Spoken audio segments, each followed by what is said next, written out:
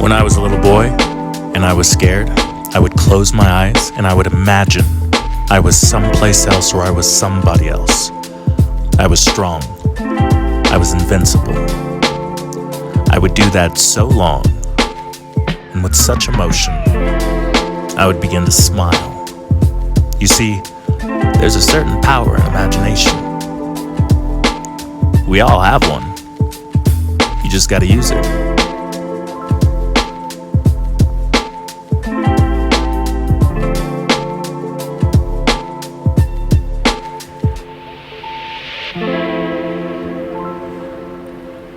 If you want to be rich, you must not focus on its opposite.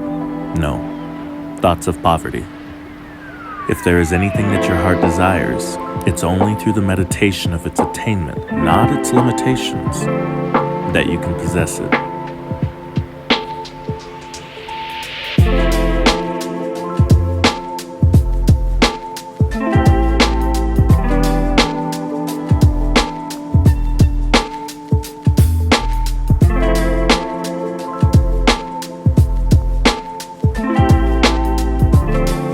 Now, if you're trying to control your external environment and the people around you by force, well, history has proven time and time again, it may work for a short while, but eventually, the empires come crashing down. The trick is, learn to control your internal world, your subjective mind, and then you can influence your external world accordingly. And that's where the magic starts to happen.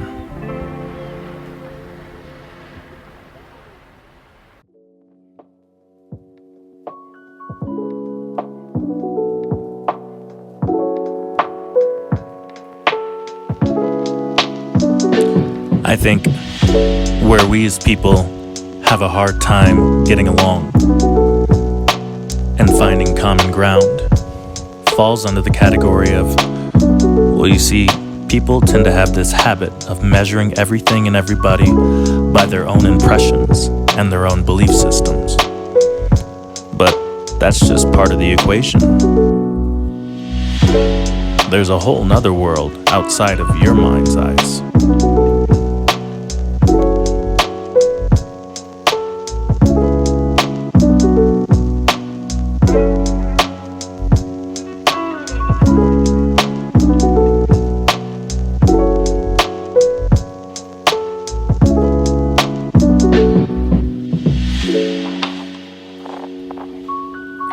Who am I?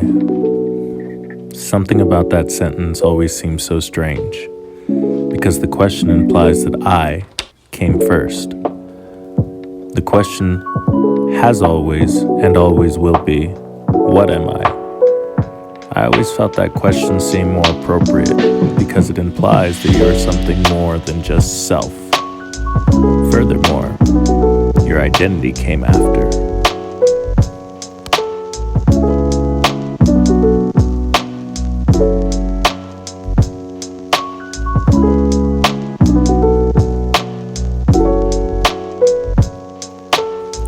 Do I get scared?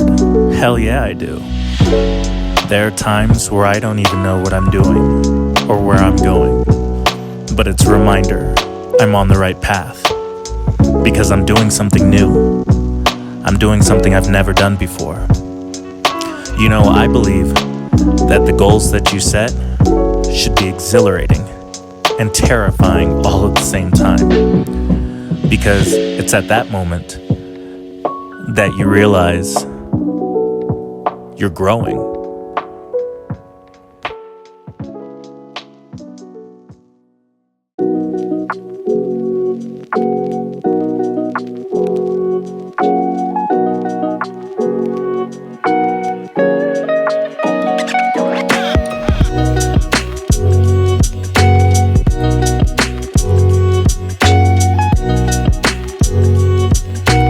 I remember when I was a kid, I was sitting in the car and I was listening to the radio.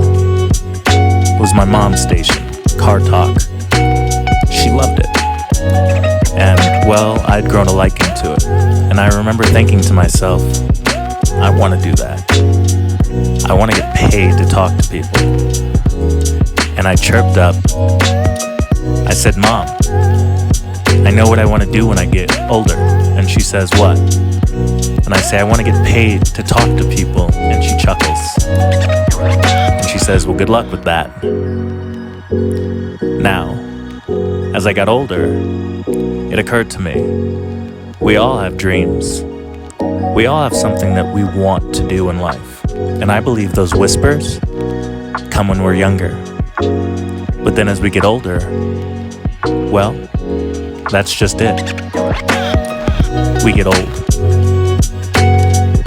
And that childlike enthusiasm for life starts to dissipate, if you let it. Be like a child and dream.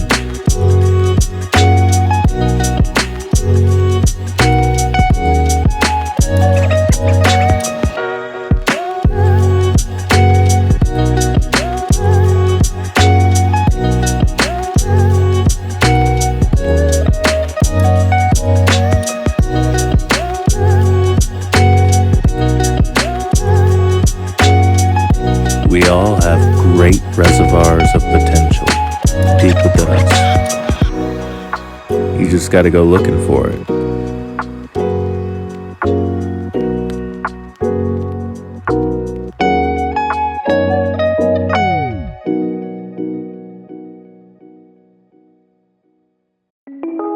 You're gonna fall many times. I can't tell you how many times I've fallen on my face pursuing what I dream. But at one point or another, I realize if you can get past that hump, all of those falls eventually rectifies a win. It reminds me of that old saying, or that quote by Thomas Edison, when they asked him, how does it feel to have failed 1,000 times building the light bulb? And his response was, I didn't fail 1,000 times. I found 1,000 ways not to build a light bulb. Perspective. It's a powerful thing.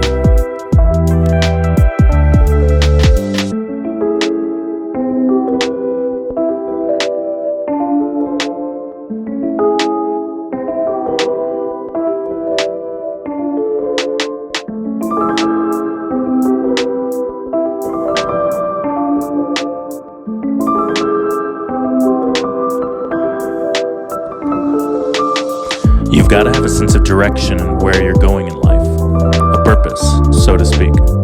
If you don't, it'll be like the equivalent of walking around a forest without a compass. Eventually you'll get lost. The moment you realize where you're going is the moment you can move from where you've been. And that's where things get interesting.